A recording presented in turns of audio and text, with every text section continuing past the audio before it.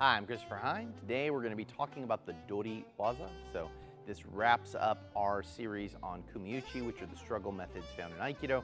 And the way I approach Aikido, those struggle methods are non-ideal things, right? And I think mostly that's what we see in Aikido are the Kumiuchi because it's easy to see that. And it's a lot harder to talk about situational awareness and attention and all the other things that come into Aikido.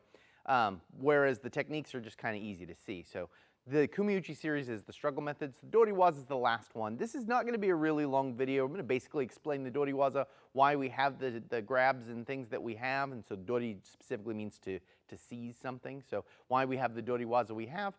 Should be a really short, simple video. And this will complete our section on the Kumiuchi. Josh, let's go to work. All right, so let's talk about the Dori Waza. This wraps up our Kumiuchi series, which is our struggle method series. I think the the Dori Waza as a whole are very telling. The Dori for me really helped me kind of put the last pieces of Aikido together, and the Dori kind of got me started. So in lots of ways, the Dori Waza bookends them, and let me explain what I'm saying. I break up Dori Waza into two sections. One is Dori, those are the hand grabs, and the other is Dori, those are the body grabs. So the hand grabs are these, and the body grabs are anything that's on the body itself, right? So whether that's kata, ryo kata, mune, ere. So, and those names are just really simple names. Mune means chest, ere means collar, right? So this actually should be ushiro because it's the collar from behind. Your hands are just, whether your hands are straight across from your hand or diagonal across from your hand, right? Now, why those exist is really important because when you look at those grabs and you say, hey, here's the core attacks we have in Aikido, other martial arts that are grappling martial arts look at that and say those are ridiculous because there's nothing to those, right? So meaning that while you might see someone grab a wrist in wrestling, that wrist is a transitory position to get into a deeper hold, and the deeper hold holds them better. So one of the problems you have with any of the Dori, the hand grabs, is that they do a bad job of controlling the body. So if I grab Josh's hand, everything else in Josh's body can move around, right? Now if I'm grappling with that, that means he can get a lot of power by moving the rest of his body to escape this hand hold, right? So it's really a poor hold. And in grappling styles, you'll see them using hip grabs, body grabs, leg grabs, because by controlling the core of his body, then I'm able to control him better. Now you might think that something like a Mune Dori then is a better hold because it's holding the core of his body, but the problem with Mune Dori is it's such a small grab, right? So that's nothing compared to me putting my whole body in here and grabbing with the entirety of my body. Now, for the hand grabs, we can instantly understand them by putting a knife in Josh's hand. So if there's a knife in Josh's hand like that, actually let me switch to the other hand, and I come in here and I grab Josh's body like this, you see I'm not controlling that hand. So even if I get a bear hug, he's still got a little bit of room in there, right? So, and that's the room I don't want. So all things will begin with controlling that weapon hand. So that's how I'm going to begin, is by controlling that weapon hand right here. And then will the crease and hold? Well, will the hold increase? It will if we're doing some jiu-jitsu style work, right? I would increase, but I always have to be holding on to this hand. Now this, in the beginning, when I thought Aikido was a kind of Japanese jiu-jitsu, forced me to kind of make a set of clinches that were our additional grabs that we had, and I'll put a picture of them on here so you can see them. But I created a set of additional clinches that you need. And those clinches are just how you would hold the hand while moving around the body. So when something like Ushiro Kubishime, when you look at this kind of grab, oh, this suddenly starts to make sense as to why you're holding their hand while you're choking them, because I have to check this weapon. And there's a set of those that go all the way around the body, and I outline them. And when I was looking at Aikido's jiu-jitsu system, that was one of the real confusing things to me, because I was like, it has to have these kinds of holds, and the fact that no Aikido style talks about holds that look like this, or not any style that I had discovered, then it's silly that these don't exist. But when you look at it as the guy with the weapon, the emphasis becomes on Josh being able to clear this as soon as possible, right? So if it gets into a deeper hold, well, that's beyond the martial art of Aikido. But at this beginning hold, now he needs to find some way to escape and then get his weapon back in the game. So it's very important for him that he master how to deal with hand grabs.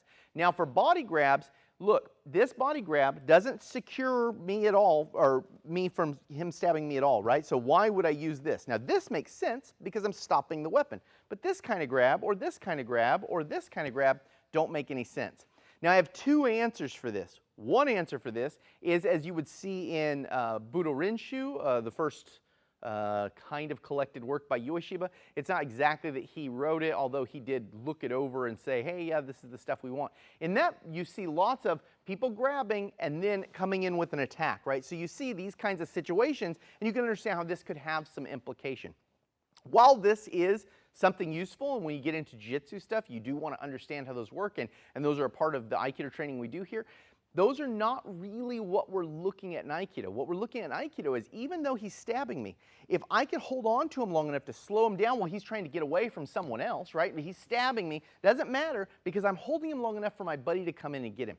So he has to master those quick body clears, right? And so that's why we have these kind of grabs. And those are the very things I would quickly snag if we were moving around, right? So if I'm running after Josh, and you're going to have to run slow, if I'm running after Josh and Josh is moving away there and I reach my hand out, you can see I get caught the dory, right? So if I just try to grab his sleeve here, I get caught the dory, okay? If Josh is turned around from me and running, I have to grab his collar up here, there's ere dory, right? So there's where ere dory comes from, right?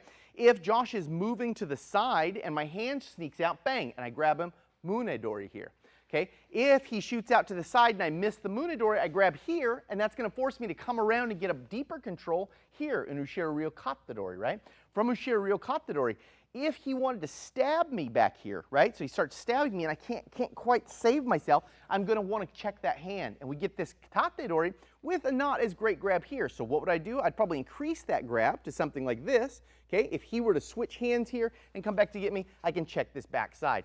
So we can see by putting a weapon in his hand and thinking of a context where we're moving around as fast as possible, these are the essential holds we have to learn to escape. If the holds get deeper than this, it's a system beyond Aikido, just like boxing doesn't look at headlocks or double leg takedowns, because that's beyond that system. If you want to learn something more than that, go study another system. So if you want to get good at jiu-jitsu, study jiu-jitsu. It's a perfectly good system that's there to use, whether Japanese or modern style jiu-jitsu. It's a perfectly good system. But Aikido is teaching you to stay autonomous as long as possible. So that's why we have the holds that we have. Now, also included in my approach to Doriwaza is weapon taking. The weapon taking also is a little bit of a weird caveat, though, because we're going to use the previous kumiuchi to do the weapon taking. There's not a lot of special extra moves. We're either going to use some part of the nagewaza or some part of the kyowaza in order to escape. So, meaning if I take this out of Josh's hand, now strictly speaking, that's a doriwaza, it's a tanto dori. I took the knife from Josh, I seized the knife from Josh, but I used a nikyo to do that, right? So we do include the actual specific weapon taking in doriwaza, but it's a little bit of a trick because all that exists in the other parts of kumiuchi, all the tools we're going to use to do that. So this is an overview of how I look at doriwaza and why the doriwaza has to exist in Aikido and why it's contextually appropriate to the context I put on Aikido, that I think is its natural context. Anyways, that is it for this kumiuchi series. We're going to get to some different stuff after this. We're going to keep making weekly videos for you guys.